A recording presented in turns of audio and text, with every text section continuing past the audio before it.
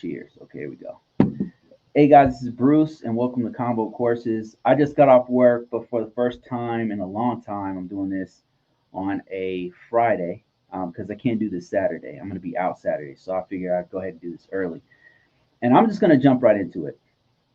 If you don't know who I am, my name is Bruce. I've been doing this for many, many years, doing cybersecurity, mostly governance, risk, and compliance. What is that? That means like the documentation side of cybersecurity. Some of you don't really talk, you don't hear about. You hear about forensics on shows like CSI. You hear about hacking on all kinds of movies and stuff. You hear about analysts who are involved with secret agent bullshit, but you don't hear about what I do, which is cybersecurity for governance, risk, and compliance. Information security is probably what you know it better as, if you know it at all. So, my first question that I got from TikTok was a question I get a lot, which is somebody's trying to get in this field and they have no experience at all. They have no background. And they actually ask me, should they do Linux, third party, or risk management framework? So I've done Linux before. I've been a Linux administrator or Unix administrator before. Not my strongest, not the strongest thing I'm good at. Mostly it's risk management framework, to tell you the truth. That's what I've been doing. So I can speak mostly on that. But I have got some friends who are in very strong with Unix or Linux or system administration or whatever. But see, the real thing is, the real question, if you are new to this, if you don't have any experience in IT at all, is how do you get in there? That's the question you should ask. Not, should I be a cloud person or should I be, risk management? Right now, if you have no experience, then the first thing that you got to focus on is getting your foot in the door. You got to learn the basics. Is the very first thing. The very first thing I would tell you is it's okay to like dream like where you want to be or whatever. Like maybe you're thinking, man, I want to be a cloud engineer, or I want to be a risk management framework guy. I want to be, a hacker, a pen tester, or whatever. That's cool to dream. Like that's good to have a target, like a 5-year goal or whatever, 2-year goal, whatever it is. But right now, if you have no experience, you got to be thinking about how you can get your foot in the door. And the first thing you should do, if I were you, if I was in your position, I would look for free resources. I would look for people who have videos about them being in IT. Free resources all over YouTube, all over TikTok, all over. Like, listen to these guys who've been doing it for a while. Listen to them speak. Listen to not only the pros, but also the cons, the good and the bad, the ugly of IT. Listen to what they're saying, right? For free. Don't spend any money yet. Right now, just kind of look and see what you want to do, because you might not want to do this. Because it's not for everybody. This is one of those jobs that's really not for everybody. So yeah, that's the first thing you're gonna do. Listen to people speak about it before you spend anything. Another thing you can do is look, if you have cousins or uncles or friends who are already in IT, pick their brain and ask them, like, how is it? Should I do it? What do you think? Ask them, what's their day like? What kinds of things do they do day to day? Do they like their career job? Like, do they like that they chose this career path? Ask them, pick their brain for what it is that's going on, and don't look at just like what they do. Look at how they feel, like what's their demeanor. Do they like their work? Like, that's important. What do they like what they're doing? Maybe they don't like what they're doing, but they're getting paid so much that they like what they're doing. You know what I mean? Like, you don't have to like it necessarily, but if these guys are healthy and happy enough to be like, I'm going to continue to do this for another 10 years or whatever, then that's saying something. Even if they're like, nah, I don't really like it, but I'm getting paid. That's still good. That's great. So first, that's what you need to do. Now, let's say you get past the hurdle. You've watched a bunch of videos about people. You talk to your cousins, brothers, uncles, friends, whatever, girlfriend, whatever, who happens to be in this field. And you're like, yeah, this is something I want to do. This sounds pretty good. Like, it gets good pay. It's a stable job. This guy's always employed. They're always making above when people normally. I hate the job I'm at. Like, it's not paying well. I need to switch it up. So now you've decided. Now you want to start investing not only your time, but your hard-earned money. And now you want to put even more time into this. What you're gonna want to do is start trying to get some hands on, do some projects on your own in your house. And that might not even cost you any money at all. Like you can start working on your actual computer, setting up your network, setting up things like a firewall, messing around with the network you already have on your in your house or whatever, if you have one, looking at how networks work. Start think about buying a book, like an entry level book into getting into this, and like sit down and spend time to read that book. Go to Udemy classes. Go to I'm not this is not me promoting my stuff. My course is free. I have free stuff. You can literally go on my link and find all kinds of free stuff. I got my downloadable templates to if you're in a GRC position already, or if you're in IT, I've got that. I've got my own resume. You can take a look at that. I've got courses that are free, introductions, free stuff. I'm not telling you to. I'm not saying it's for you to buy from me. You are not my audience. My audience is an IT guy who's trying to level up. That's my audience. My audience is somebody who's trying to go to six figures. That's my that's my audience. But if you're brand new to this, now you want to start thinking about you've already decided you want to do this. Now you want to spend time and money and energy to go deeper down this rabbit hole. Start thinking about getting a entry level courses on like Udemy. They have some pretty cheap ones on Udemy. Um, Start looking at for dummies books. Start looking at like this is the very beginning, and there's tons of free resources on the internet that you can get about how networking works, how computers work. So you want to start off small, like spend like 30, 40 bucks to like get a book or spend time to like really research it and learn it and start tinkering around with your own network. Become like a geek. That's what I'm trying to tell you to do. Spend the time and become like a geek. Now, let's say you're beyond the geek phase. You've built your own network in your house. You've messed around. You've applied patches to your system. You installed a Linux system. You bought a Mac OS system to mess around with it, and you've gotten kind of proficient at installing it or uploading it and fixing problems on it and troubleshooting and all that kind of stuff. You've messed around with hacking. Now what you want to start doing is really leveling up. Now this is where you're going to go even deeper into the rabbit hole. Now there's a couple different directions you can go from here. One of the most obvious that people say is to go to school. This is not for everybody, but if you have the time, money, and resources, I would encourage people to go to an associate's degree or something like that. And I'll tell you why. There's a lot of resources that universities have that you won't get outside of a university.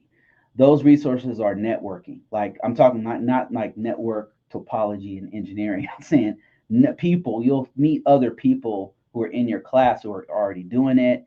You'll meet people who your instructors who've already been doing it for a long time. You'll meet they have apprentice programs. They have student programs. They have all kinds of programs in the actual school that will allow you'll have advantages that somebody outside the school system don't have.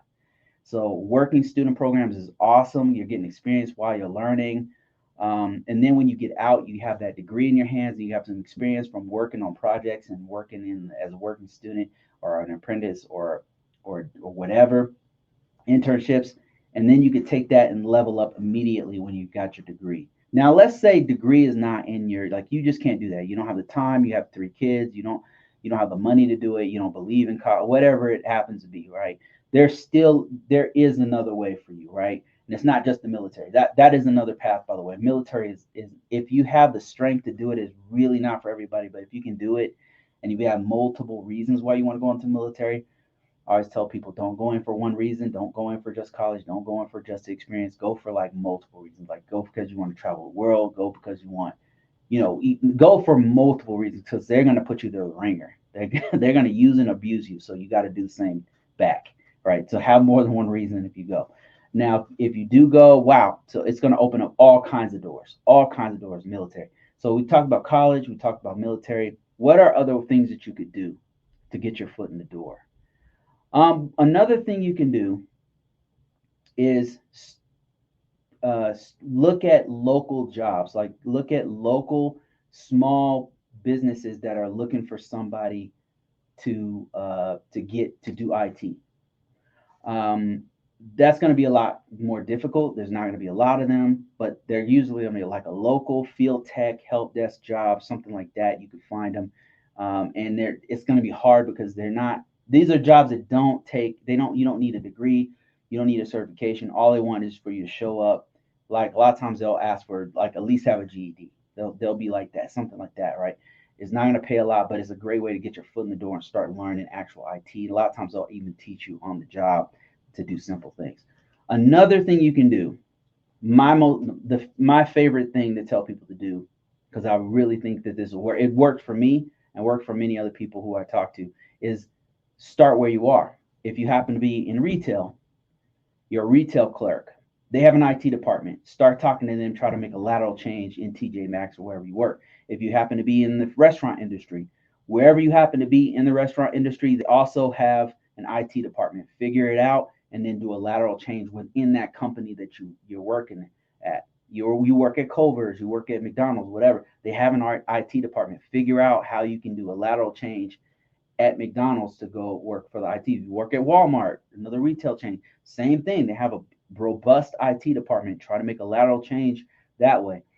Wherever the healthcare industry, financial sector, government sector. I was in the military as a security weapons specialist. I was a security police officer in Air Force, U.S. Air Force, and I made a lateral change, cross trained into com. That's what we call it at the time. Now it's called something else. But I made a lateral change, and man, it changed my whole life. Like that's what you can do, make a lateral change. So whatever situation you happen to be in, there is a path forward.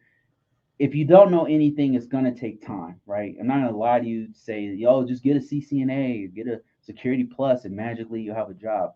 That's just not how this career works because they need qualified people that they can trust to do the work. And you gotta show that you have skin in the game. And that is time, money, and energy and knowledge. Like that is skills. That's what they want to see for you to get in this field. Somebody said, I went to school, then got my CCNA and did a lot of labs. I'm now a network engineer. A plus is a waste. So yeah, so if you already have skills, like it's a waste of your time. Like I know that the Simone Bees, who is probably uh, the the biggest TikToker and YouTuber in the space of GovTech and GRC. She is probably the biggest. Look her up. She's awesome. Like her content is incredible. It's she started at like 19 years old as a software engineer and started making like $100,000 at 20 years old or something crazy, right? Not everybody's a genius, right? Not everybody is writing code as a teenager, right? Most of us are drinking beer and shit at 19. Most of in the military, you fucking shooting, getting shot at shit. Like we're not all software engineers and shit at 19, right? But that's her. Like she's a brilliant. Like her content is awesome. She says the same thing you just said, that A plus is a waste of time. It's if you are a beginner, it's not a waste of time. If you already take labs, if you already know this stuff, if you've already been in this for a while, then yes, it's you don't like you already 3 steps ahead of A plus. Don't do it. But if you know nothing at all and you really don't know the common body of knowledge of IT at all, let alone networking and cloud and hardware and software and how it works together, then I'm telling you to do it because it's a common body of knowledge that after you take it, you'll know the language. You'll be like, oh shit, that's what they mean by a LAN versus a WAN. It'll tell you basic things that this guy who has his CCNA already knows that you don't know. So if you're already in school, um, you already hardcore, on your way to doing labs and doing like no, you don't need an A plus. If you're already an IT guy, you don't need it. Like, but if you are brand new, coming off of sanitary engineering, like you don't know nothing about IT, then yes, CompTIA A plus is good. It's not a waste of time. That's my personal experience. The first one I took, and after I took it, was like a light opened up. I was like, oh, this is how it works. It was like a light bulb came on. And went on to get the CCNA. I had a CCNA. I let it expire. I don't need it no more. I got CISSP. I got all kinds of other certifications. But that one certification opened up so many doors for me. So I still stand by it if you are new. Let me see. Somebody said, are there any GRC certifications that you would suggest? The best GRC certification, there's quite a few that the GRC positions will take. CISSP, CASP, CRISC, CISA, CISM, but those are professional level certs, right? Those are like top tier, intermediate type. There's ones above that, but those are like big certs that if you're starting this off, Security Plus is one that they'll take, because it's a pretty well-rounded understanding of it. If you want something more focused, there's the CGRC from ISC2 squared. I have that one. That one's pretty good, but it's very focused right now. I think they'll change it in the future, but right now it's very focused on NIST 800, which is NIST. I know I'm speaking a whole nother language, it's risk management framework, but that's one that I would recommend if you're trying to do government work GRC. Then yeah, CGRC is good, but Security Plus is also good for CGRC. And then of course you got your CISSP and the CRISC and CISA and CISM are all also good. Let me see here. I got some people joining me on YouTube. Dang, you on early? Yeah. I have to do it right now because I won't be able to do this tomorrow. So right after work, I went ahead and I'm gonna knock it out. I feel real guilty when I don't do them. I've been doing these so consistently that if I don't do it on a Saturday, I'm like, damn, I just keep thinking about it. So I figured I'm gonna knock it out today. That way, I don't feel so bad not skipping. William Draper, how you doing, man? Yeah, thank God it's Friday. Tariq says, a C-Risk a good certification to get if you already are working in GRC? Yes, C-Risk is really good. C-Risk, the ones I've seen working in that me and my peers have, and I'll list them in order of relevance, in order of which ones you should get. It would probably be, I would put the CASP and CISSP kind of on the same level. Those ones in the government space have been the ones that kind of the pick of the litter. And I would say CISP is a little bit above that one because more people know what it is. But the CASP is also really dope, really good for GRC stuff, especially in the government sector. But I've also been solicited from the healthcare sector and aerospace and I don't know, name a sector. There's no sector that doesn't know what CISSP is. So that's why I put that one really high on the list. And then CASP, then I'll say CISA, which is more of an auditing certification, but it's highly regarded in GRC. It's highly regarded.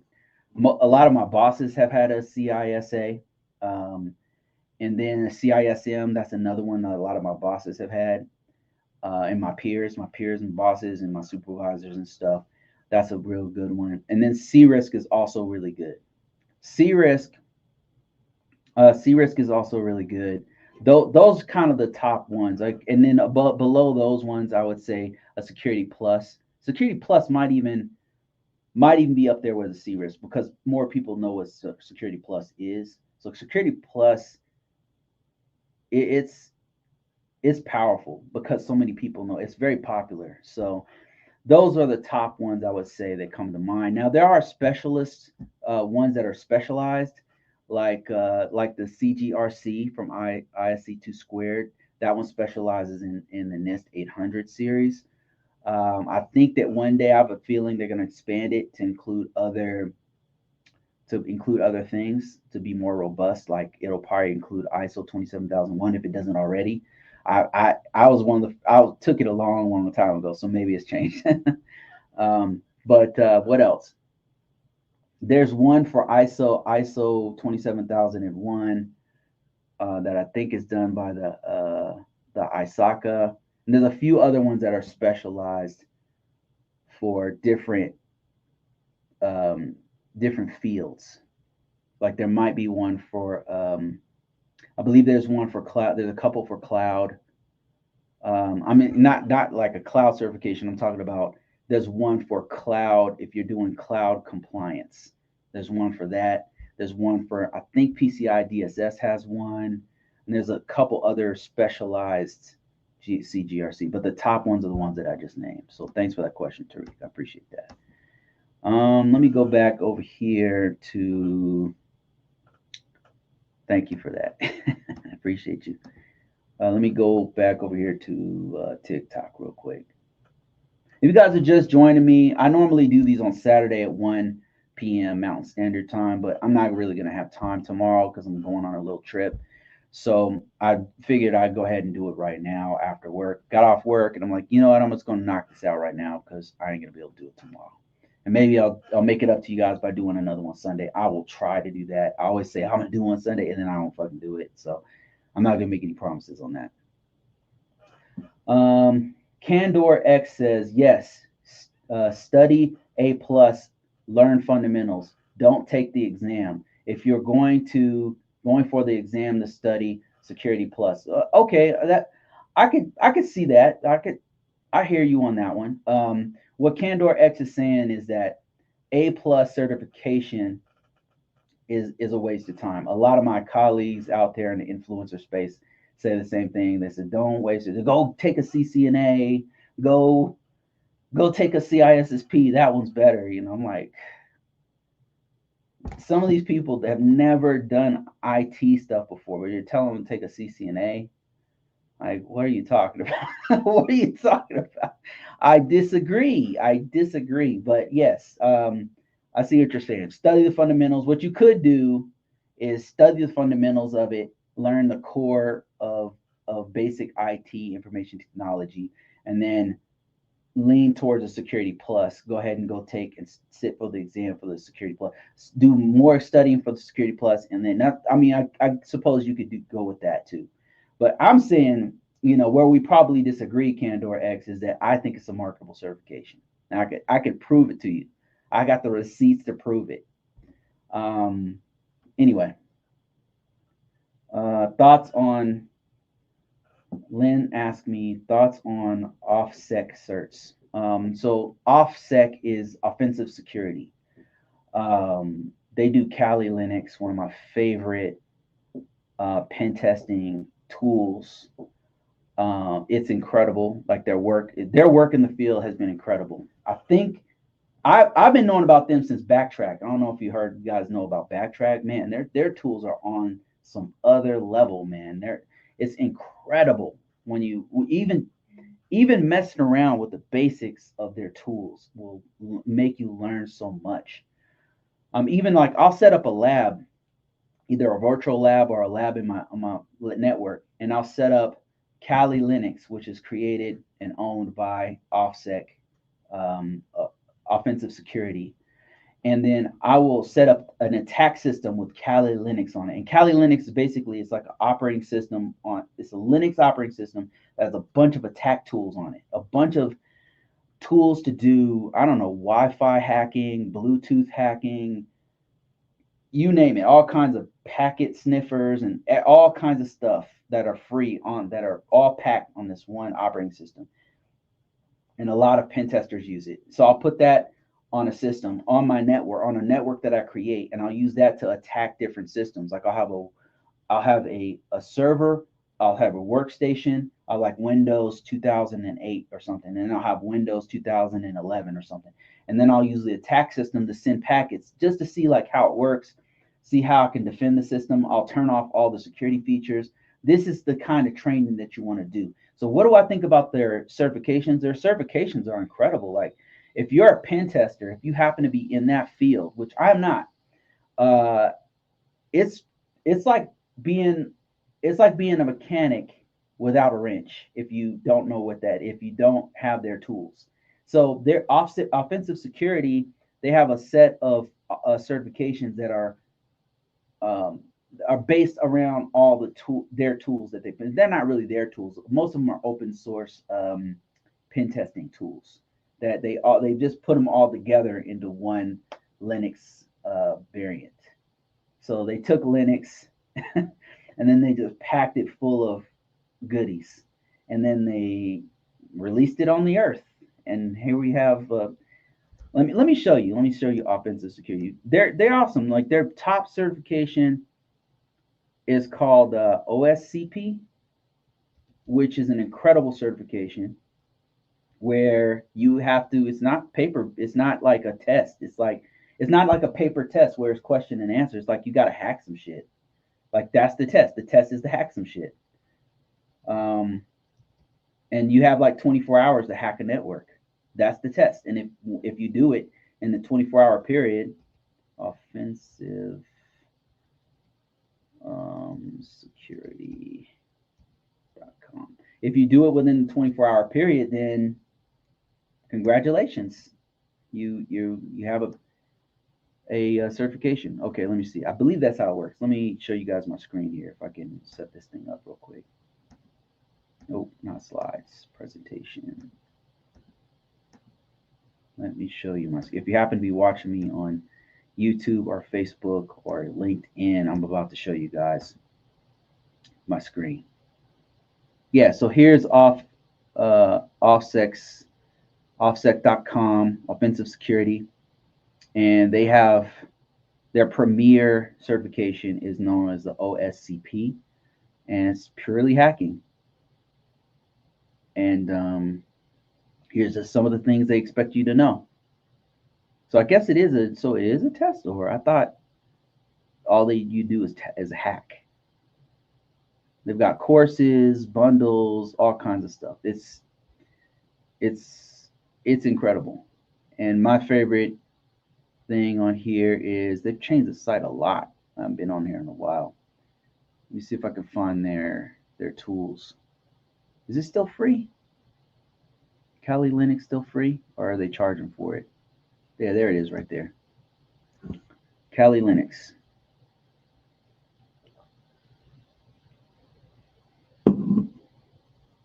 Incredible.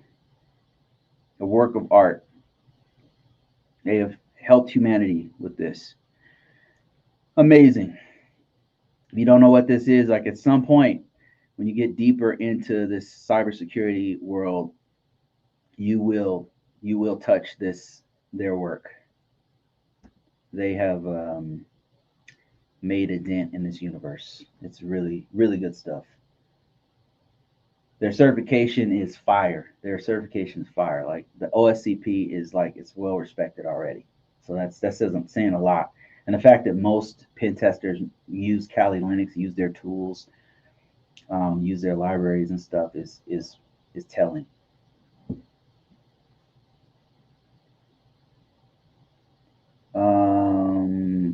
Candor says, I became a network engineer in about 4 years. Internship was about 6 months. First job, 8 months. And so Candor X is this is exactly what I'm talking about. Like he was doing network engineering. He says he became a network engineer in about 4 years. Yeah, I mean, this takes a lot of work. It says again, a lab. You have to have a lab if you don't have practice experience. Yeah, you have to have. Once you get deeper into this, you want to learn IT. You want to get in this field. At some point, you're gonna have to touch the technology. I know very few IT professionals, GRC professionals, information security professionals who have no background in IT. Most of them had to at some point touch the technology, create a lab. They had to spend some time working on this. I do know a few who did not do this, and I'll be honest, like most who did not have a background either through college, doing projects, or doing their own business, or in even just being a geek or something. Most of those guys who I know who had no experience and just went straight into GRC. And they're doing, maybe they came from management or they came from another field. They're kind of in the dark on some of the deeper things that we need to know as security professionals, because how good are you going to be on security if you don't know how the fundamentals, how good can you be if you don't know how to protect a server versus a workstation? Like if you don't know the fundamentals. I'm talking about I'm not telling you have to be a genius, you have to be able to, I don't know everything. I got roasted a few weeks ago about I didn't know some AD Active Directory stuff, and I got roasted right on a call. Like I didn't know. I don't know everything. I'm not telling you should know everything, but you got to know the basics. And if you don't know the basics, you sometimes you'll just get lost in some of the meetings and stuff we have. So it's better to know as much as possible. Jonathan Weaver says, what school do I like? I'm graduating from UMGC. I like any school that is accredited. I don't have a preference. If that's your question, I don't have a preference on schools or whether it's Stanford or MIT. I'm more practical. I'm not like, I think if you're like in research or something, or you're developing a firewall, or if you're developing the next Google, or you're developing, like, if you're a scientist, like maybe then it would make sense to be, an MIT guy or Stanford guy. I'm none of that stuff. I'm just a regular dude who's trying to make enough money to take my kids to Japan. You know what I mean? I just have a regular ass life. I'm a regular ass dude who wants to do something for my family. That's me. So I don't care. Like for me personally, I'm not impressed by people's degrees. I'm not impressed by people's certifications. I'm impressed with what you do for your family. That's what impresses me. Um, and that's what I'm here for. I'm here to help you to level up in your life.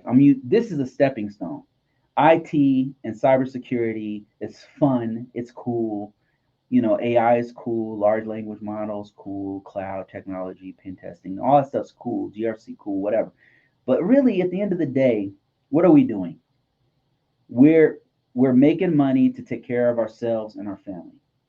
That's at the end of the day. That's for me. That's what it's all about. So I'm not impressed by schools. I'm not impressed how smart a dude is. I'm impressed how big a person's heart is to go through this and take care of themselves and take care of their family. That's what impresses me. That's what blows my mind, personally. I'm more practical, but yeah, I mean, favorite school is one that's accredited and that got you to where you are, that you're paid. So that's cool that you're going to UMGC. Let me see. Candor over here is explaining his path to get to network engineering. So one of my favorite things about this group, this core of people who follow me and jump on these calls and stuff, is that you'll get people like Candor X. We don't agree on everything, but he's schooling people on. He's telling you his path and his story, and that right there is it's so worth listening to, because that could be your path too. Can I apply while finishing up my CS degree at WGU? Have about 6 months left and intern regular gov. Yes, Nia. So that's one thing I recommend most students do, is that don't wait till you get your degree. A lot of organizations will take you, especially if you're like a year out from your degree, from finishing. And they're like, well, one of our requirements is you have to have a bachelor's degree, and they spell that out in the job description. But if you tell them, if you list it, you got to list it on your profile and on your ATS style resume, or you got to list it there, because what you do is you say I'm going to WGU, bachelor's degree in computer science, right, and then put the year 2025, right. You put that on your resume though. And the reason why is because if you're within a certain period of time for that degree, they'll still take you, right? with the caveat that this person is going to finish their degree. Sometimes, even if they have a requirement for you to have a degree, you don't have it yet, you can still apply for the job. Another thing I tell students to do is get the experience while you're still in school. If you can get a working student, anything you can get, it's not picky. Like any kind of lab experience, any kind of project experience, any kind of especially internships or apprenticeships, they have them at the school.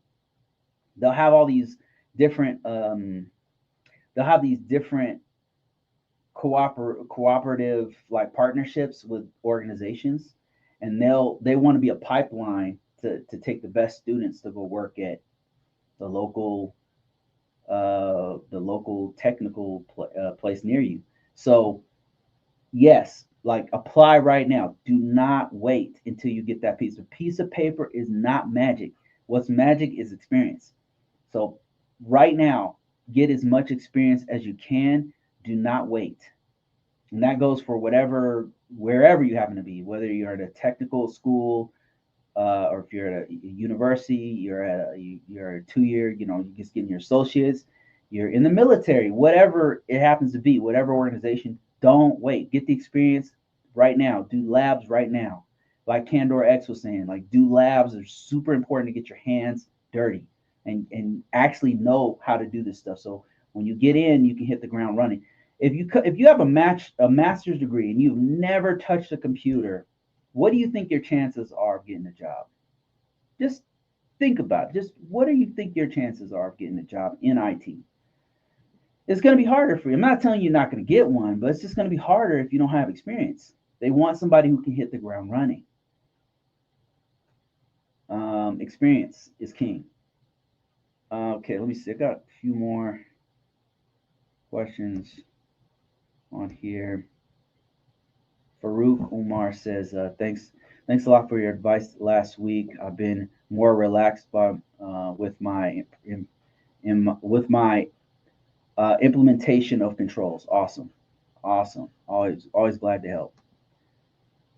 Tariq Baker says, I appreciate you. I've been tuned in for you for about a month now. I'm going back and watching a lot of your old videos. You've inspired me tremendously. Man, thank you so much for that. That's why I do it, man. Appreciate you. Thanks for watching. Tariq says, Army officer pay versus government contracting. Is it worth getting out, or is the money really that good on the government side? So I was in the military for 8 years. I was a security police officer in the Air Force, an MP, um, weapons specialist, grunt, Air Force grunt. Like really, I was a grunt. We're not all chair force. I worked with the Marines in the Army when I was in. That's what we did, and they made fun of us the whole time because we were Air Force, but we did all the same shit they did. But so I cross trained and changed my MOS and went into computers. Um, so I had about 4 years computer experience in 4 years. But to your question, I got out as an E5. Let's look at a pay chart here. Let me show you. E5 is a sergeant in the Air Force. Let me show you what we got here. Showing my screen. So an E5 military. Whoops. Got my fingers on the wrong buttons here. Military E5 pay. So E5 these days, and it was a lot less when I was in. I mean, it was a long time ago when I was in. Pay. Now I was pretty much a network engineer when I got out. I had a CCNA. I had lots of extensive experience setting up routers and switches and stuff. I was like a junior network engineer when I got out, but my base pay was. I'm just going to use some real numbers here. I just want to give you an idea. Now you're an officer, so you're going to make a lot more than what I made. But let me just. Where's the pay scale at? They have like a military pay scale, military pay chart. Here we go. 2024 pay chart. Let me show you what's up here. So I was an E5. So E5 with 8 years of experience, I was making about $3,000 a month. $3,000 a month. 3,800. And let's take two different pay scales. Let's take an E5 who makes about about $4,000 a month. And let's take an O, let's say you got out as an O2, which is like a lieutenant or some shit. That's 6,000. They make almost twice as much as an E5. An 8-year O2 makes about 6,000. Let's keep that number in mind. One makes 4,000, one makes 6,000. Okay, on the pay chart. That's in the military, enlisted military. So now let's look at another chart here, as the GS chart. I'm going to show you three different pay scales. So we looked at the military pay, and so the average person getting out as an O2 or an E5 is going to make about anywhere from $4,000 to $6,000 a month. That's pretty good. I mean, considering all your bills are paid, if you live on the base, your the benefits of the military is nobody can mess with it. But let's look at GS. Let's look at a GS9 pay scale. Let's look at GS9 2021, whatever. We just want any kind of pay scale to give you an idea what's the differences. We're taking like average numbers. We're not talking about somebody who's like got a bunch of experience. We're looking at average. So on average, and I think they're talking about per year on this chart. So on this chart, I would like to get some monthly on here, but on this chart, let's say middle of the row, let's say it's a step 3, and I don't know what the steps are. I'm not sure. I don't even know if they still use it. Okay, they do. 2024. I don't know what the steps are, but let's say it was a step 3. Step 3 grade, you were at GS9. They make about $49,000 a year. So that's about 50. How much does a E2 make per year?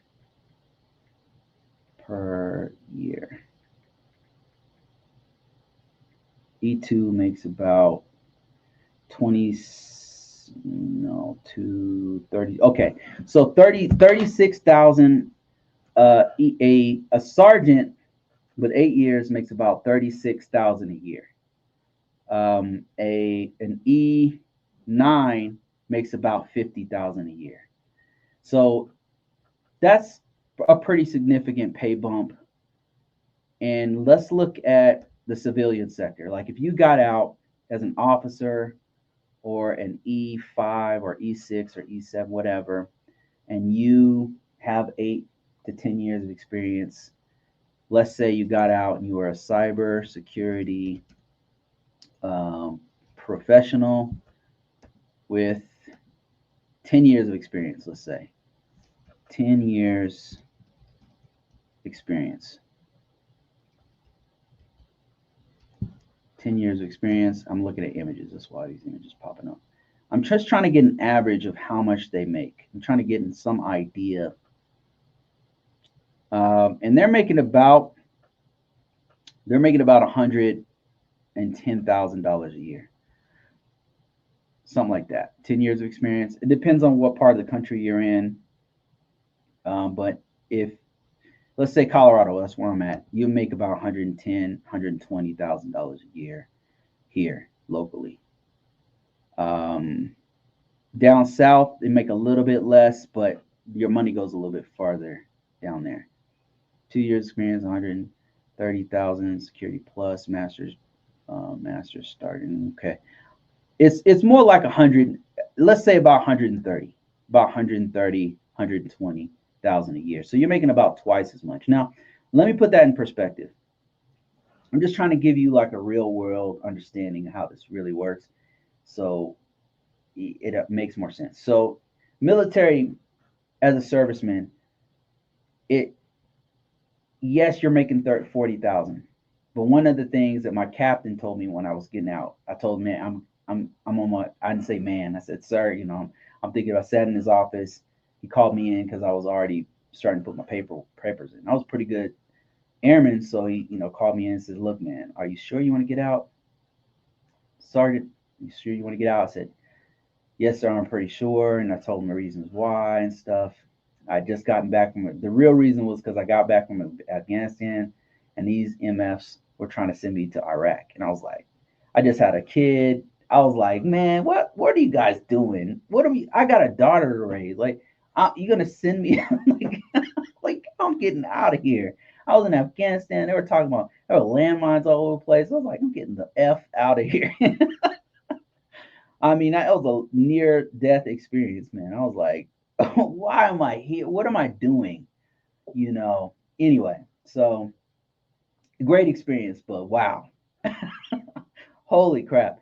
So anyway, he sat me down and he's like, Sergeant, are you sure you want to get out? I said, yes. He said, look, I know you only make, he started writing down on the board. He's like, look, you make, how much you make? E5, okay, you make about 36,000 a year, right? I said, yeah, roughly. And he said, listen, you get out, you're going to make about 50, right? And I'm thinking in my mind, it's going to be more like 80 when I get out, right? But he says, let's say you make, he said, look, let's say you make 60, right? Let's go crazy and say you're going to make 60 when you get out. He says, look, you're going to have to pay for your medical. You're going to have to pay for you're going to have a mortgage. You live on base, right? I said, yeah. He said, you don't have a mortgage right now. You have to pay for your mortgage. You're going to have to pay for education. You're going to have to pay for you have a kid? Yes. You have to pay for this, that, this. He was just going down a list. He says, at the end of the day, you're still going to be making a little bit less than what you make in the military. And I'm thinking in my mind, like, I don't know, I'll probably make way more than that. And I have bigger reasons anyway to get out. It didn't matter what he put on that board. I was going to get out. But I said, well, thank you. Thanks for your time. I'll think about it. And I got out. Anyway. Turns out he was absolutely right. So I got out. I wasn't making nowhere near 60 when I first got out. I was making like 45. Then I got a house. I had all these bills. I was like, what the hell? I'd been in the military my entire adult life, so I'd never experienced that level of like, there were so many bills, like, I was like, what is going on? So I had to adjust to that, but he was right. One of the things, they don't pay you a lot in the military, whether you're a lieutenant or you're, sergeant or whatever, but they pay for all your housing's paid for, your education's paid for, your gym memberships paid for, your what all that stuff's paid for. That's one thing to keep in mind. And these days, if you get out in 8 years, you're gonna make way more than 40. You're gonna make like 100. You're gonna make way. There's no comparison. Like, as a contractor, you're gonna make way more than that. Now, granted, the prices of things have exploded since I got out, but it's still gonna be, it's still gonna pay you a lot of money. So just keep everything in mind. If you get out, there's pros and cons. So, and I had another professional on here, Ryan. Ryan came on. Watch one of my old podcasts, and Ryan was a lieutenant or a captain, I think, when he got out. He retired in the military. Just check out my old lives on. Just go back through and look for my interview I had with Ryan. I've only done like 3 interviews, so it'll be easy to find them. And I did it like 2 months ago or something. But Ryan's the white dude that I interviewed. So Ryan, man, great experience. So Ryan, he said he was in the military, he retired, right? And then when he got out, he was a GS. And then he gave the pros and cons of being a GS versus military versus a contractor. Now he's a contractor. And what he said was, as a GS, they paid more and you get all the benefits. Most of the benefits you get in the military, you get in as a GS. But he said the cons were that they want you to do all of this dog and pony show sometimes. They want to act like the military a little bit. by putting all, but you're not the military, but they want to put all these extra obligations to be the military. So he didn't really like that. He said, but the cons were that the good things, the pros was that they give you all of these, you get great benefits. And then he got out of the contract and he says the pros, and both of us agreed on this one, is that you get paid way more. You're treated more like an adult because they give you responsibility. They expect you to just do it. And as a vet, you will have had so much experience. Like, you'll have people's lives are in your hands sometimes. People's lives are in your hands as in the military. You don't have that level of responsibility does not usually exist outside the military. So they treat you like an adult, like when you get out there in the field. The bad things about the contracting world, like you get paid and all that kind of stuff, but it's volatile. They can let you go at the blink of an eye. Like, it doesn't. There's no camaraderie. It's every man for himself. It's dog eat dog. And the more you go into the private sector, the more it's like that. Because I went right into the private sector that had nothing to do with the military, the government, or nothing.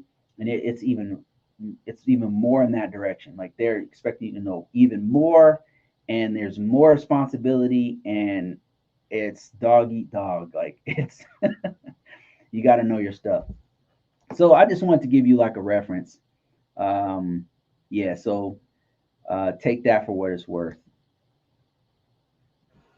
Let me see. Adam says, same with the SOC and pen testing. It's not guaranteed you have a Saturday or Sunday off. It's how it's how you weigh pros and cons, or what fits. Yes, absolutely, absolutely. All right, I got a few other questions on TikTok. I'm not ignoring you guys. I just got a lot of people talking to me. So Orange Perk says, I'm in IT audit at a major bank, working on information security. Good start to find another job, or is it going back to school for a master's in computer science, a better pivot at a bank? No, you're in a very good position. Like, you don't have to go back to school, man.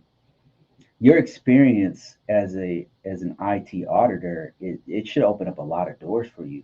What you should know is that different industries have different keywords. Like, for example, you're an IT auditor. We don't in the government sector, whether you're a contractor or a veteran, if you're working directly in the military or whatever, they don't really call it an IT audit. They call it an assessor. You see the word auditor come up every now and then, but mostly they call it either a validator or an assessor. They just use different words, but they're doing the same thing you're doing at the bank. Like the same. What blew my mind, like this blew my mind. I learned this like within the last 5 years. In the last 5 years, my portfolio, my resume has been very diversified. Like, I've worked with several different agencies. I worked with pharma. I worked with manufacturing, financial sector, a little bit of healthcare. I'm coming from aerospace and government sector. So now I have this really well-rounded understanding of how all this stuff works. All right. I have so much to tell you guys. I've seen the other side of the moon, right, with GRC stuff. And I can tell you, as an auditor, the same thing that you do for the bank is very, very similar to what they'll do at retail. They just call it different things. They use a different framework. In retail, they use PCI DSS. In the government sector, they don't call it IT auditing. They call it SCA, security control assessor. They just call it different things, but they're doing the same thing that you do as an IT auditor. So if you're trying to move to another as an IT professional or cybersecurity professional or information security professional, whatever, you just need to understand what framework and standard that industry is using. As working in the financial sector, if you were trying to go into the government sector or aerospace, you'd want to use some of the keywords that they use, like assessor. You would say, I assessed 400 systems, right? Like it, you would, if for the financial sector, you'd say it did an audit for 400 systems. That for them, they would say uh, assessed 400 systems in three different departments. They're just using different words, and that's just one of the words. Another thing is the frameworks. Like you probably are using either Sarbanes-Oxley or PCI DSS. I don't know what you're using, but in the government sector, they use NIST 800. Here's the magic. They kind of do the same thing. They're all using best security practices. So you just need to put those best security practices on your resume to open up the doors to other industries. If you wanted to go into another industry, if you want, it depends on what you're trying to pivot to. Like if you're trying to be an upper level manager, you might need to go get a master's degree, right? I don't know what you're trying to do.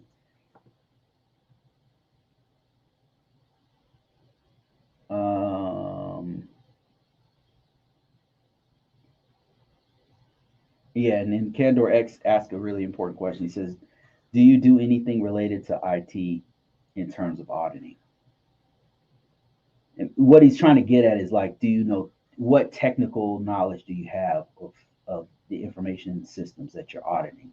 Like, are you running the scans? What tools are you using? Those are good questions because you need to list that stuff on your resume. Like what tools if you are using Qualys, you need to explain I use Qualys on to scan a enterprise of 1,000 systems, right? Everybody uses those tools, like not just financial sector, but the healthcare sector and the government sector. All of those people use tools similar to that. And if you know Qualys, you probably can learn Tenable really fast if they're using that in whatever sector.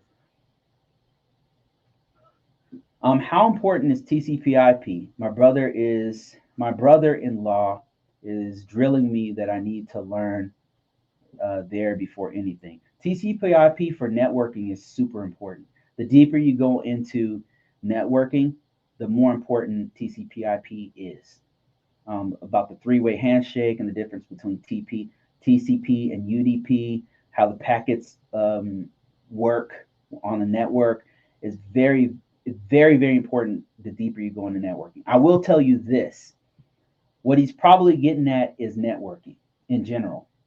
For information technology, networking is one of the most important things you need to know. It's not, you don't need to program. You don't need to know how to program, but you do need to know a little bit of networking.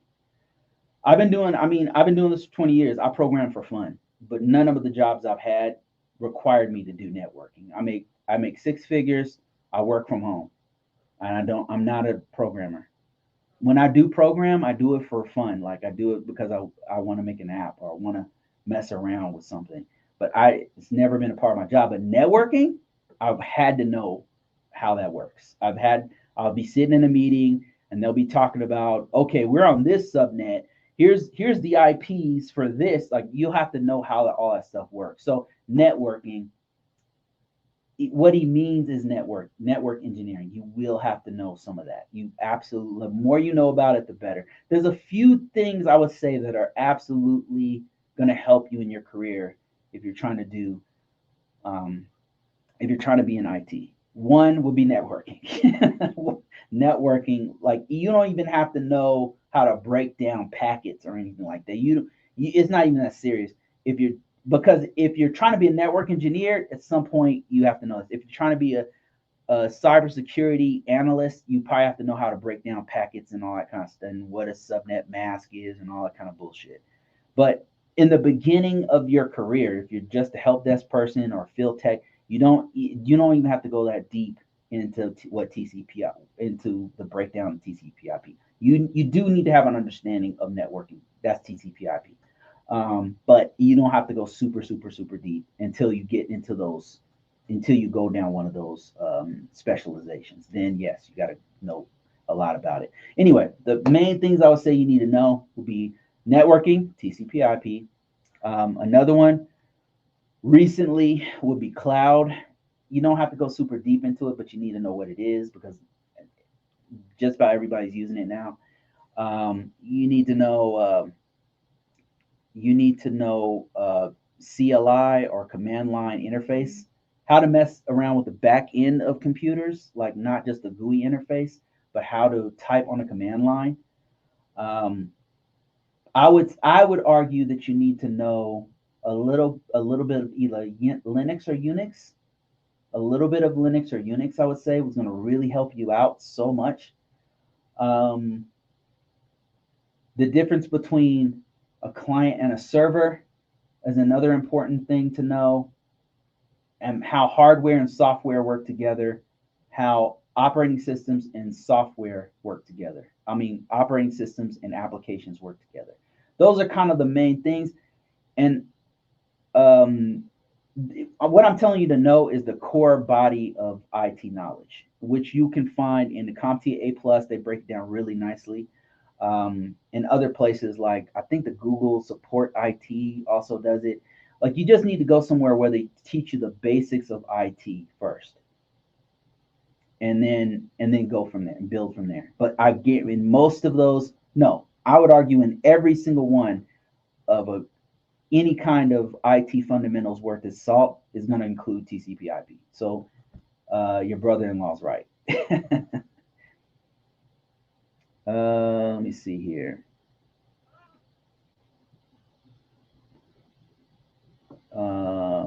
Yeah, Candor X is saying, do you mean TCP/IP? If so, it's very important. But this is core fundamental knowledge. Yes, absolutely, core fundamental knowledge. As TCP/IP is a category of study, it's not an independent certification. Exactly. Yes, it's a part of networking fundamentals. You need that fundamental knowledge. You're right, boss. Fundamentals key. Yep, fundamentals are going to be the ground. Like the more you know about the fundamentals, the better you're going to be as an IT professional, because you'll understand what it is you're protecting. What Give you an example. If one of the things that one of the attacks that's used in um, against systems is called the denial of service attack. And so one of the methods of doing a denial of service attack is um, to send packets to a system, to flood a system with packets. Just send a whole bunch of, like, right now I'm using the word packet. You're like, what the hell's that? TCP/IP. Understanding that will let you understand what that is. T- Literally, it's what you're using to see me. Like, it's the packets is the data that's being broken down, sent over the network, wired or wireless, putting it all back together on your end to see an image of me. It's absolutely beautiful and magical once you start to understand how it works. But one of the things somebody can do is, rather than using it to do something informative or send information, is they can just send so many packets that it floods your system and you can't do anything. It's called the denial of service attack. And so, as cybersecurity professionals, we would know, okay, how can we make it so that people can't do that? We know that that's a vulnerability that somebody can exploit or use to their advantage. How can what kind of tools can we use? What kind of techniques can we use to make it so that they can't do a denial of service attack on this system? Or how can we have a backup to where even if they do a denial of service attack, our other system comes in? The more you know about TCP/IP, the fundamentals, the more you'll be able to figure that kind of stuff out and say, oh, okay, this is how we can do it.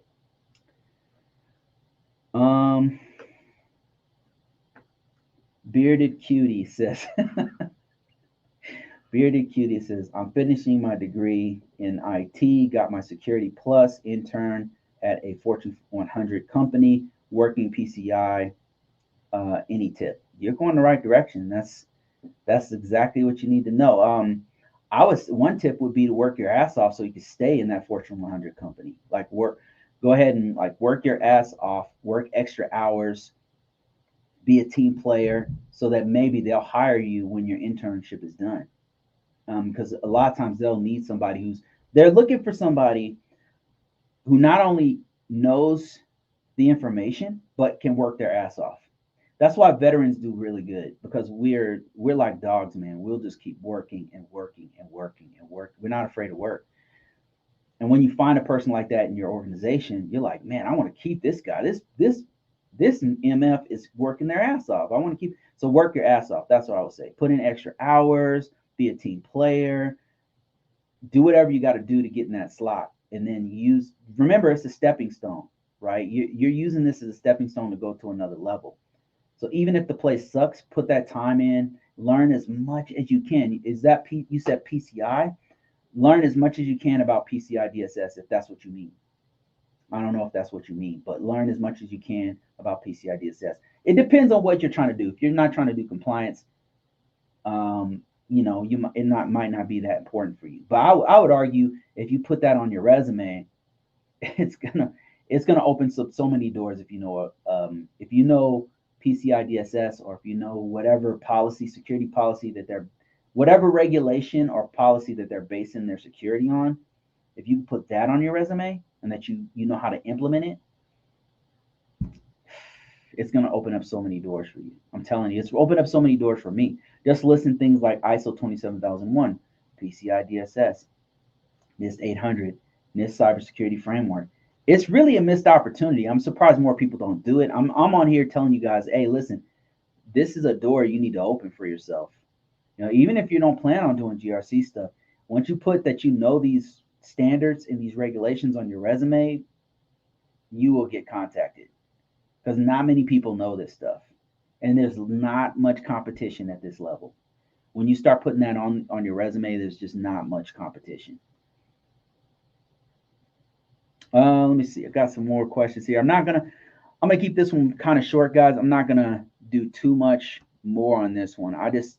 I wanted to jump on this one. For those of you guys who are wondering why I'm doing this on Friday, is because I'm not going to be able to do this on Saturday at 1 o'clock Mountain Standard Time like I normally do. So I'm knocking it out today. Will Reed says TCPI DSS, PCI, TCP/IP versus UDP is like the difference between calling your friend on the phone, TCP. He means TCP. Yeah, TCP/IP. Okay, yeah, I get what you're saying. He's saying it's the difference between calling your friend on the phone versus sending your friend Morse code, sending UDP. TCP/IP provides a verification where UDP has no verification. Now, I think you mean TCP versus UDP. So, TCP does a three-way handshake.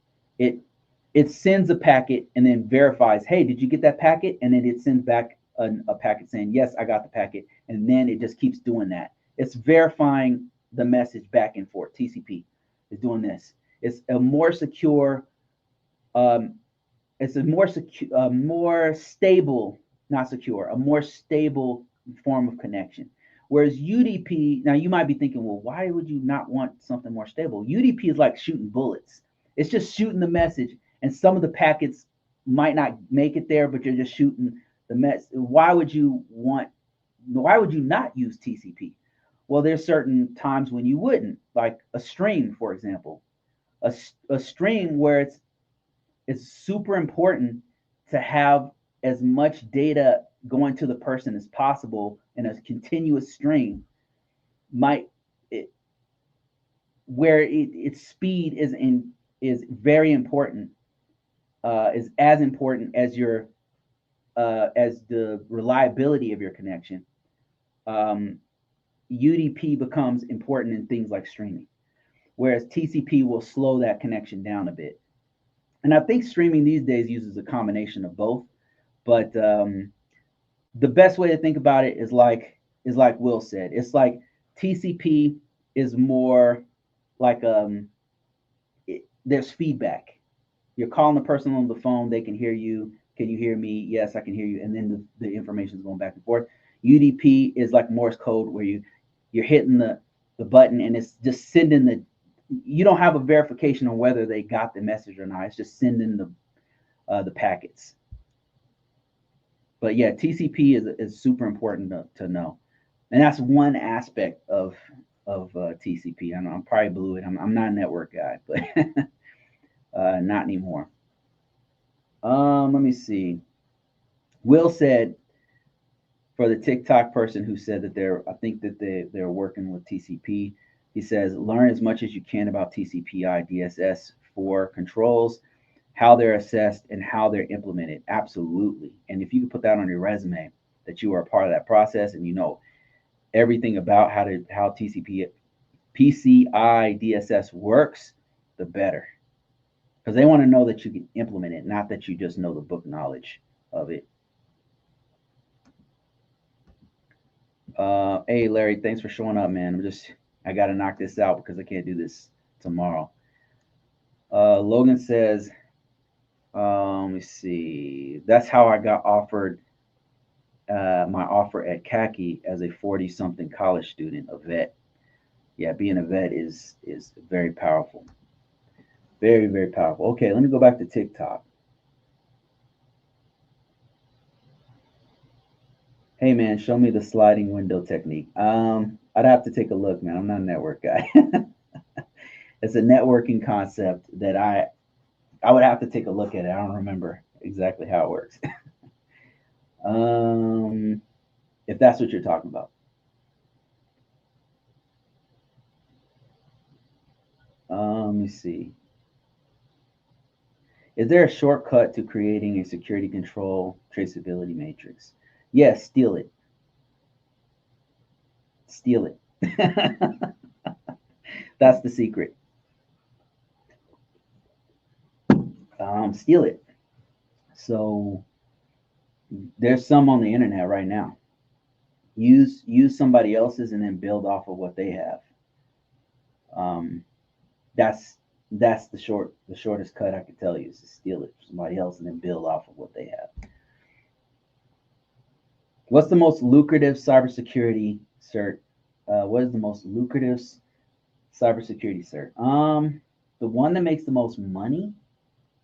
It depends. It depends on the job. Like it depends on what. Well, here, let me give you an understanding how certs work. So you got entry level certs, you've got intermediate certs, which are like professional level certs, and you got expert level certifications. Entry level certs. Entry level certs, a good example would be A plus. CompTIA A plus is an entry level certification. That's why so many people are shitting on it. Say, oh, don't get it. It sucks. It's not marketable. Whatever. Because it's an entry level certification. Another entry level certification will be Network Plus. It's probably entry level certification. Um, what's another one? Entry level certifications, and each part of IT has an entry level certification. If you're trying to get an Azure cloud certification, they have an entry level cert. If you're trying to get an AWS certification, ACP, I think it's called. I don't remember what it's called, but they also have an entry level cert. Every industry, networking, cybersecurity, you name it, virtualization, all these have certs. They all have an entry level certification. They usually don't cost very much. They're easier tests normally. They have some of them have some marketability, like the A plus, CompTIA A plus has some marketability. AWS has their entry level certifications pretty good. Some of them have some traction. Then you get to intermediate to something a step above those, right? Before we even get to the professional level certs, let's talk about intermediate. Intermediate certs will be like Security Plus. Another one would be like when they had it CCE and T. I think that was an entry level. I don't know if that was entry level. I don't know. They've changed it. Vendor certs they change them all the time. Vendor cert is like Windows has its own certification. Cisco has its own certifications.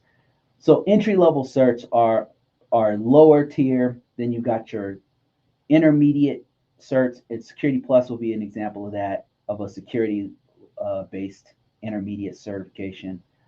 And probably a CCNA will be a intermediate certification. It's considered intermediate, but it's hard as hell. And then they've got all these different specializations of CNA. So yeah, those are two examples. One's a networking CCNA, like a networking intermediate.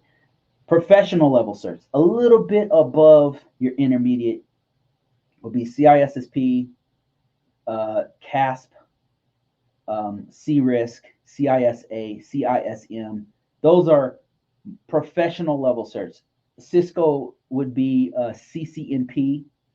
There's like 4 or 5 different CCNPs last time I checked. I think that VMware has their own professional level certs. Juniper has their own professional level certs. AWS, Azure, all of them have a professional level cert. You have to take the entry level and like an entry level and an intermediate level to get to the professional level cert. Some of them are a combination of a bunch of certs together to get the inter. Usually, professional level certs are difficult. They're difficult to get, and then you can't even take them unless you have X amount of years of experience. Above your entry level, above your professional level, is something called a expert level certification. So very few people on planet Earth, I'm not exaggerating, have these certifications. They're super hard. They have a very high point. The entry is super hard. It's not. It's usually people who've been doing this for 10, 20 years, or who just happens to be a genius at networking. For whatever, they're just like a Mozart of networking, or a Mozart of programming, or whatever. Take your pick. They're just a genius, or they just have a ton of experience and they just know the stuff like it's the back of their hand. Expert level certs will be a CCIE on the networking side. I think Juniper has their own expert level cert. And then you've got, another expert level cert will be the GSE from help me out here, guys. SANS courses, right? SANS courses also have an expert level. There's a few expert level certs. Very, very few people have the time, money, or energy to get those, or a brain to get the expert level certs. So the most lucrative certs are going to be the professional level certs and the expert level certs. Some of the expert level certs, just having the certification alone, no degree, very little experience, will get you easily 6 figures. Like just having the cert, because it's so damn hard. Just the cert alone, like very little experience, just the cert alone probably get you 6 figures. Professional level certs, you usually have to already have experience to get those. They even say you can't even sit for this test unless you had X years of experience. So those will usually get you some money too. But you usually already have experience when you get those. The entry level certs, the reason why people are trying to discourage you from doing an A+ certification because they can, it's useless, is because they just don't pay very much. They just don't pay. It's like starting from the ground floor, like you're starting from zero. But it's really, really great for people who are really starting from zero. If you're really starting from zero, it's really good to start there, because where else are you going to start?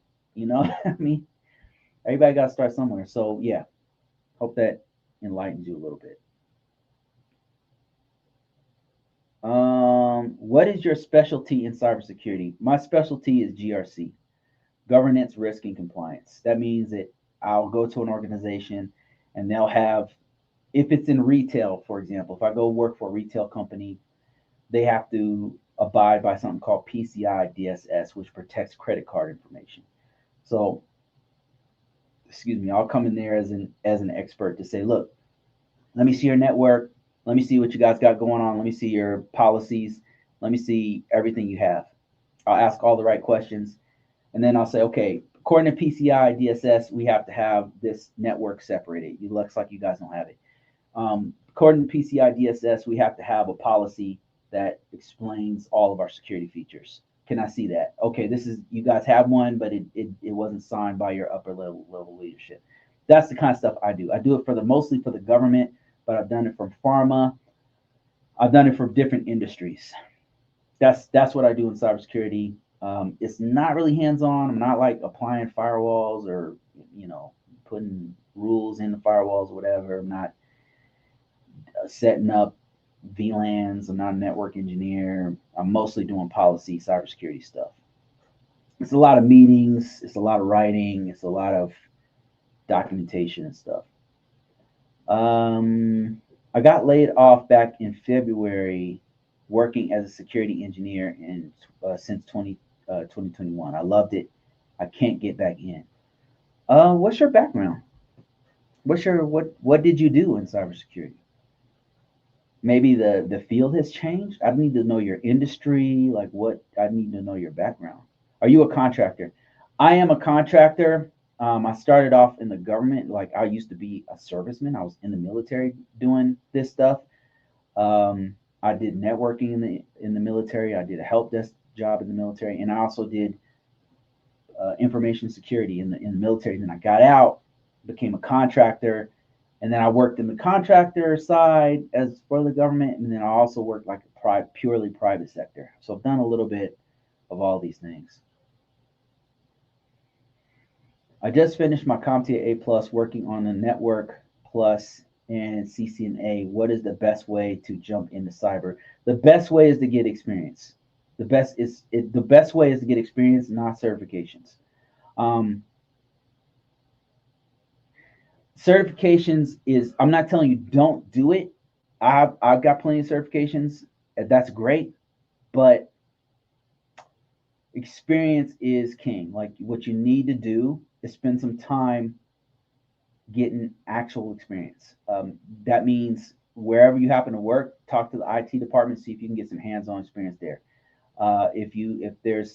If there's some kind of volunteer work you can do, and you happen to know how to set up a network really good, go ahead and try to volunteer your time to do that. So you can put that on your resume that you set up 4 networks for XYZ organization.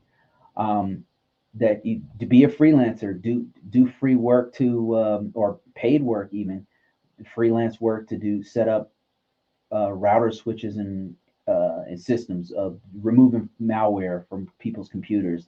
Anything you can put on your resume to show that you know how to do the stuff. Do labs in your house. Like that's what I used to mess around with labs in my house all the time. Take computers apart, put them back together. Any of that stuff where you're hands on is what you want to do. You want to have something that you've done on your resume, not just degrees and certifications and stuff. It'll help you a lot. Uh, PEPCAC ticketing issue. Um, Problem exists between keyboard and I can't remember what it means. J App says, "Do you know much about security engineering? I'm a infra engineer trying to transition. I know a little bit about security engineering. Um, I'm not super smart on it, but I know how to go through the system development lifecycle for engineering. I couldn't tell you how to like put satellite systems together or anything. Yeah, I know a little bit about system security engineering. I actually did it. It was one of my jobs. What are your thoughts on getting the CCST networking and then intros to cyber? I'm not a CCST. I believe that's Cisco's new certification, isn't it? I'm curious. CCST. I think that's a Cisco certification, entry level Cisco cert. Is it? Could be wrong. I've been out of networking for quite some time, so yes, Cisco certified support technician. There's a dude on here who's an expert network engineer who probably be able to give you more information on that. He said, I think he said just go straight to the CCNA. I don't know. I'm not a network engineer. I would say you can't go wrong with a Security Plus if you're trying to go that route. If you're trying to do, but if you're, what are your thoughts on getting a CCST networking and an intro to cyber? Oh man, well, what's your background? What's your like? What experience do you have? If you're absolutely new, I always encourage people to take those entry level certifications because that's where I started, and it helped me out quite a bit to learn the basics before I dove into like harder stuff. like a Security Plus or a CCNA. Like I took an A plus certification, my first certifications, A plus certification, which people don't say, don't do it, don't. It's a waste of time. It wasn't a waste of time for me because I learned a lot of stuff, and actually, it's pretty marketable if you're a new guy. I took the the CompTIA Network Plus. Not very marketable. The information in there is pretty thin. Um, is it a good entry level? I would say yeah. I mean, if you really know nothing, I wouldn't sit for the test, but it's the information on there is pretty basic, so you could like learn the stuff. Um, I think entry level certifications are good to learn things. Not so good for marketability, with the exception of like an A plus. Security Plus is a really good transition to help you to get your foot in the door. More important than your certifications is how to get experience. Like wherever you happen to be, try to get experience. Try to make a lateral change to get more experience is one of the most important things that you can do. But yeah, if you have no experience at all, if you have no experience at all, and you're starting from scratch, I think entry level certifications are good to learn, and then start building from there. Once you get the knowledge. Let me see. Is WGU good enough to get into cybersecurity? Yes, WGU. I know a lot of people who have degrees from there. I think it's a pretty like their prices are pretty good. It's a reputable. It's an accredited college. One of the most important things, Mitch. What you really want to do, like I keep saying, I'm gonna keep saying it until the world ends, is that you got to get experience while you're in school, remote school, in like sitting in a class, whatever. Get experience while you're still going to school. Your degree is great, your certifications are great, but while you're in school, start getting experience, start building your own networks, fixing people's networks, doing freelance work, doing voluntary work, being a working student. Like get experience as best you can, starting right now. Starting right now. So that's the kind of stuff that organizations are looking for. They want to see you hit the ground running. And if you just have a piece of paper, it's not enough. And actually and when you get into the actual interview, a lot of times they don't even ask about your degree. They don't even ask about your certifications. They see it on the paper like, okay, bachelor's degree. All right. They're not going to ask you about it. They're just going to be like, what did you do? What have you done? Can you tell me what you've done to implement a network? Can you tell me how you implemented this or that? That's the kind of stuff they want to see. Problem exists between keyboard and chair. Yeah, that's what it was.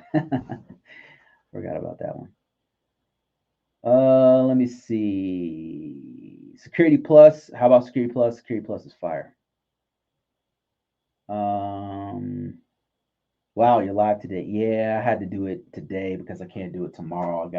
I got some stuff to do today, so I had to do it right after work. It's hard to do it after work, man. I'm already drained. Uh, there's a new cert. There's a new cert from ISC2 Square called CGRC. Actually, it's not new, so I have that certification. So it used to be called the ISC2 CAP certification, um, Certified Authorization Professional, and they rebranded it into CGRC. Brilliant move because now CGRC is becoming like a buzzword. IC2 Squared, I got to give it to them. They're very, very good at marketing, and that was the right move to make. And now the next thing I think they should do is broaden it so that it's not just for the NIST 800. That would be brilliant. Like if they made it so that it's all CGRC, like it's PCI DSS, it's SOC 2, like they merge all of those things together. That would be brilliant. I think that's the direction they're about to go, because they've done a really, really good job of marketing all their certifications so far. And I think that that's the direction that they're about to go with that one. Is there a place or a list for certs that you said in order Thanks for the amazing. Oh man, yes, there is. Check this out. If you haven't seen this before, this is gonna blow your mind. This is from some random ass dude. Um, and he's got this really awesome breakdown. If you go to Google and type in security, I'm gonna do this live. I'm gonna do this live so you guys can see what I'm talking about. So I can show you what I mean. You go to Google and you're gonna type in security progress. Security certification progression or roadmap. Either one will do. I'm gonna say security certification roadmap. I believe this will come up with it. Yeah, there it is right there. But that it's like three down. But let's see if we can say progression. Security certification progression chart. Okay, here it is. Yep. Keyword is this. Go to Google or Bing or whatever and type in security certification progression chart. You're gonna come up. You're gonna find some dude's site called Paul Jeremy Media. This dude has one of the best roadmaps for all these certifications I'm talking about. And this right here, haven't been doing this for many years, is very very accurate the way he did this. So across the top, for those of you who are listening to me right now, what he has in columns is the different fields in cybersecurity or in IT. He's got the first one is going from left to right is communication and networking, network security, communication and network security. The next one is IAM, which I think is identification and authorization management. No, and has a list of certifications going down. The next one, next column is security architecture and engineering. The next one is asset security. The next one is security and risk management. The next one is security assessment and testing.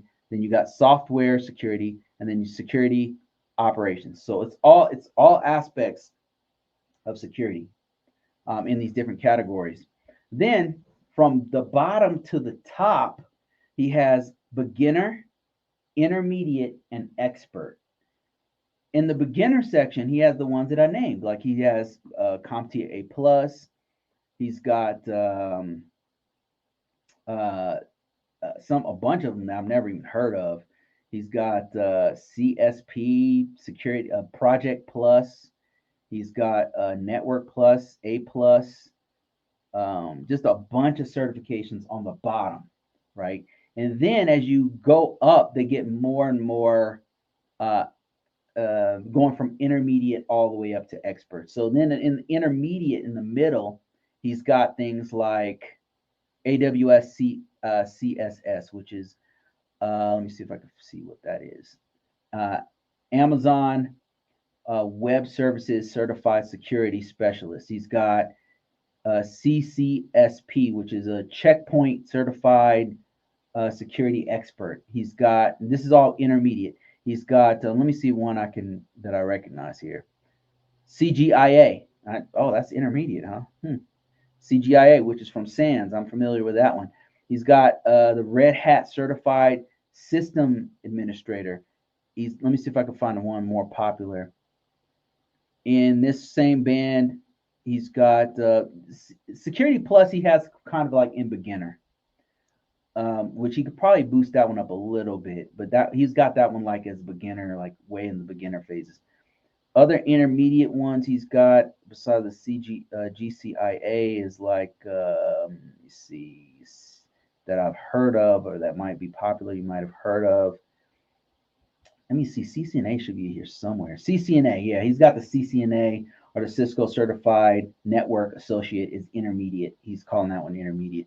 And then as you work your way up, you run into the C-Risk, the CASP Plus, the CGRC as you work your way into up and up to expert level. And right on expert, he has CISSP, which I guess CISSP is an expert level certification. But above CISSP and CASP and CISM and CISA, he's got upper tier certifications that rarely people get, like the CCIE.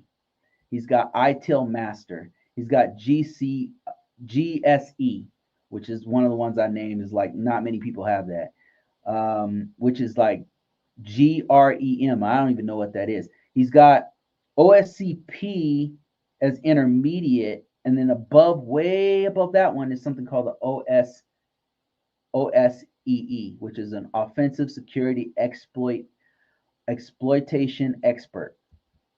So these are all the hardest, most ridiculously expensive certifications you can take. So to find this, again, just go to Bing, go to Google, go to wherever your favorite search engine is, and type in security certification progression. And you'll find pauljeremy.com, and he's got this incredible breakdown of all the certifications. I wish that the government or somebody would adopt this because this is really well done. And he's been keeping it up to date. I mean, I really like the way he did this. All right, I'm going to finish this up. I'm going to answer questions as quickly as possible, then I'm going to jump off this thing. I've been talking for about an hour and 30 minutes. Getting experience is hard because no one wants to hire. You probably won't want the jobs that do want to hire you, but I'm telling you, take those jobs try to get into those jobs that nobody wants, like those idols. If you don't have a degree, you don't have certification, you have no experience, what you got to do is get your foot in the door. And Will says, how about PMP listed as expert level? Security and risk management certification. PMP is not directly related to security and risk management. So that's an interesting point, Will. But you know who would disagree with you about that? Is there's something called the NICE Cybersecurity Workforce, and they actually list PMP as part of the cybersecurity workforce. And I think that they do that because it's such an important supportive role to engineering as a whole. I myself, being in cybersecurity, a lot of the times we'll get these huge projects that are not manageable without a project manager. And so that's why the PMP is so critical. It's so critical to what we do. A project manager is so important to what we do that they've listed it. And you might even argue, I mean, they've got a bunch of certifications here that are not specifically security related. I mean, I think the MCSE is on here. I don't call it MCSE anymore, but you got cloud certifications on here. You've got the CCNA, which is not specifically a networking certification. Let me show my screen again. Yeah, CCNA is on here. That's not, they have security stuff on it, but it's mostly for network engineers. You've got there's a few other ones on here that are not security specific. A+ certification, Network Plus, CompTIA A+. What else is on here? There's a bunch of ones here that are the Red Hat system administrator.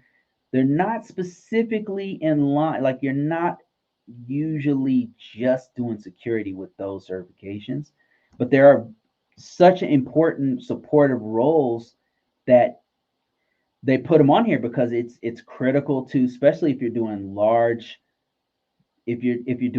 projects. You have to have a project manager. You have to have a system, just like you have to have a system engineer. We're not going to do security without a system engineer. We're not going to do security without a system administrator. We're not going to do security without a project manager. It's just not going to happen. It's like you don't have a manager. There's a bunch of players that are in place that we must have. So I think it's great that they listed on here. And I know a lot of system security guys that have a PMP because a lot of what we do is project management. So they'll go ahead and get and PMP actually pays pretty good once you get that certification. Like, you can, correct me if I'm wrong, but it pays pretty good. Otherwise, I'm pretty sure security guys who are some money hungry bastards, would not get this certification. Just my opinion. Let me see. Thank you, Larry, for that $10. I appreciate you. Thanks for donating to the Liquid Death Fund. He says, "What is your opinion on networking? Follow and connecting. Oh, networking is in following and connecting with people on LinkedIn. Uh, has been invaluable. A lot of very knowledgeable people giving away free information. It's really critical. One of the things that I always forget to mention that Ryan, when he was on here, mentioned that I was like, damn, why didn't I don't ever talk about it, is an organization called the ISSA. So if you happen to be new to this, if you're an IT guy who's trying to level up, another thing that you should do to get yourself in the game is go to an organization called the ISSA. And let me just show you what it is.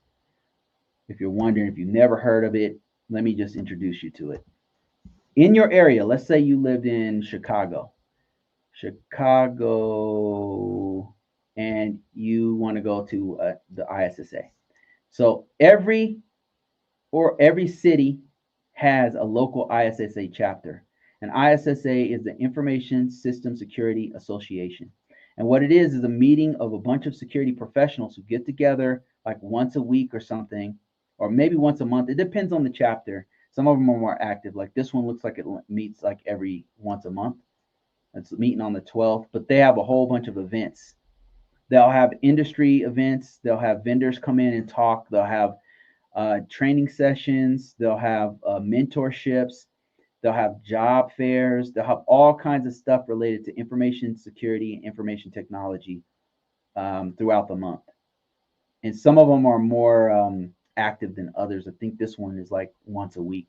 They've got something going on. It looks like, I don't know, but yeah. So if whether you're in Denver, you're in Colorado Springs, you're in Cedar Rapids, you're in wherever you happen to be, they have a local ISSA chapter. And you might have to drive somewhere if you live very provincial, rural area, but they have it, and it's a great way to network with people.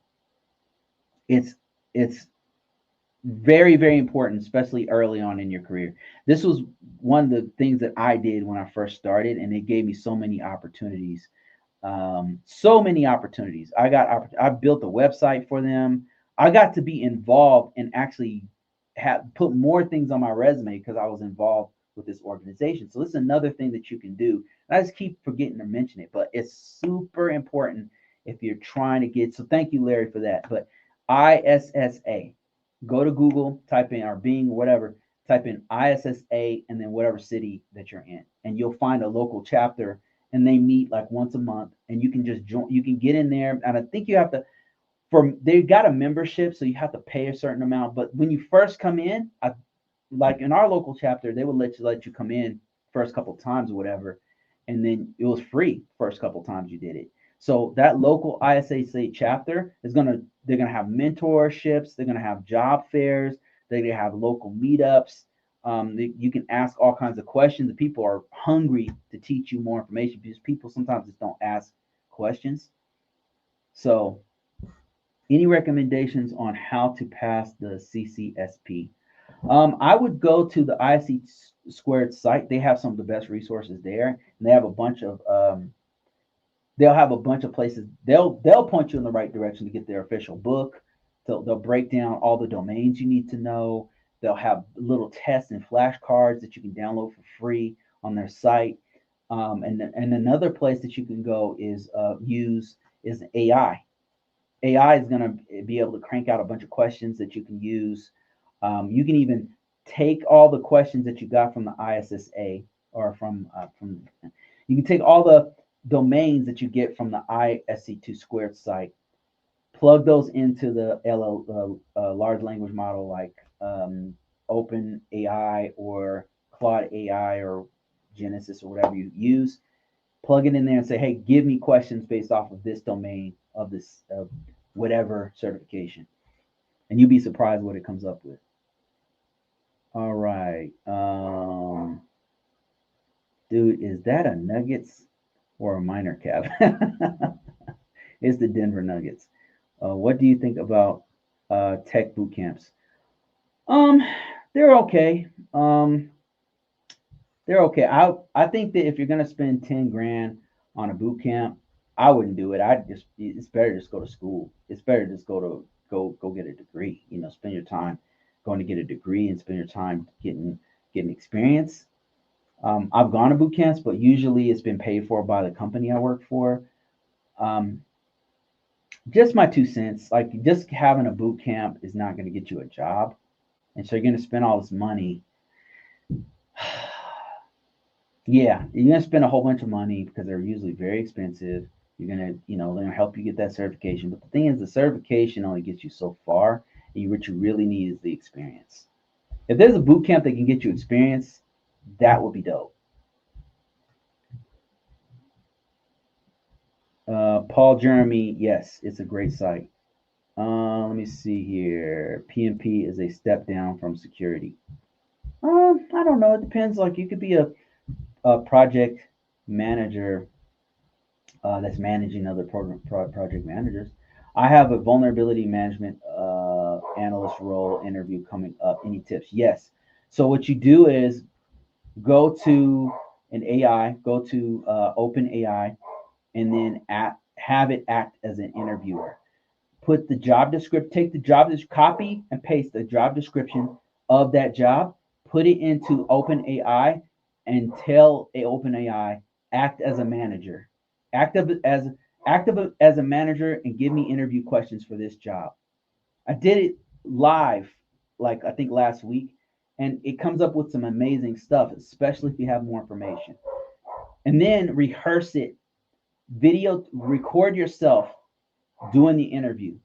Look at your mannerisms. Look at how your speech inflections. Look at how you pay attention to your speech patterns and practice over and over again, like in the mirror, or record yourself and then watch yourself back. Watch yourself.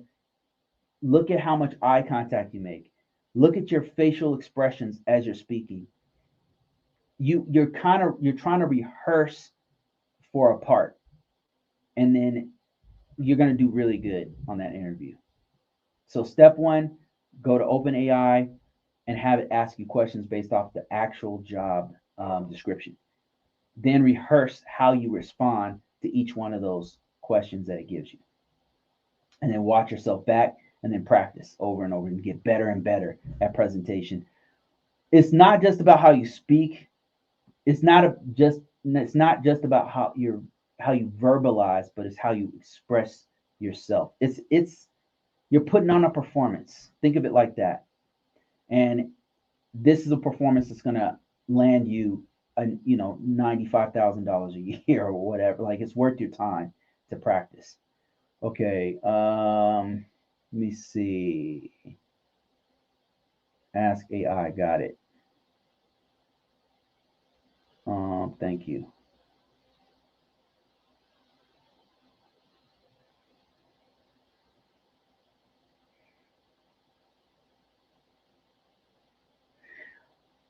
I think that's it, guys. Thanks for watching. I appreciate all the questions. Let me see if there's anything else. PMP is, in my opinion, also listed on expert level because it's pretty high degree of difficulty to obtain. Yeah, it's expert level stuff. It's shocked me when I first saw it, but I'm like, yeah, it makes sense. All right, guys, that's it. Thank you for watching. I will not be doing this tomorrow. I've got some stuff to do. I mean, maybe if I can, I'll do it, but I doubt it. That's why I did it early today. Thank you so much for watching. Thanks you for your questions. Um, Appreciate everybody. I'm out of here for the week. Stay tuned.